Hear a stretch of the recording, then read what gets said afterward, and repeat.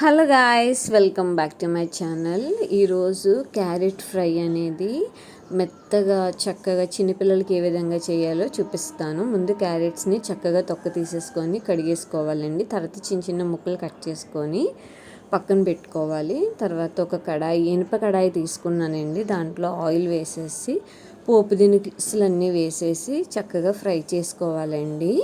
ఆ తర్వాత మనం ముందుగా కట్ చేసుకున్నటువంటి క్యారెట్ ముక్కలు ఉన్నాయి కదండి, అవి కూడా ఇందులో వేసేసుకొని స్లో ఫ్లేమ్లో మంచిగా కొంచెం రెడ్ కలర్ వచ్చే వరకు కూడా వేయించుకున్న తర్వాత మధ్య మధ్యలో మంచినీళ్ళు ఉంటాయి కదా మన ఇంట్లోని, అవి చిలకరించాలండి. దానివల్ల ఏమవుతుంది అంటే అవి మరీ గట్టిగా కాకుండా కాస్త మెత్తగా వస్తాయన్నమాట. నేను మీకు చూపిస్తాను. ఇదిగోండి, ఫ్రై రెడీ అయిన తర్వాత చూసారా ఎంత మెత్తగా అవుతుందో. మీరు కూడా ట్రై చేయండి. ఎలా వచ్చిందో నాకు కమెంట్ సెక్షన్లో కమెంట్ చేయండి. Thanks for watching.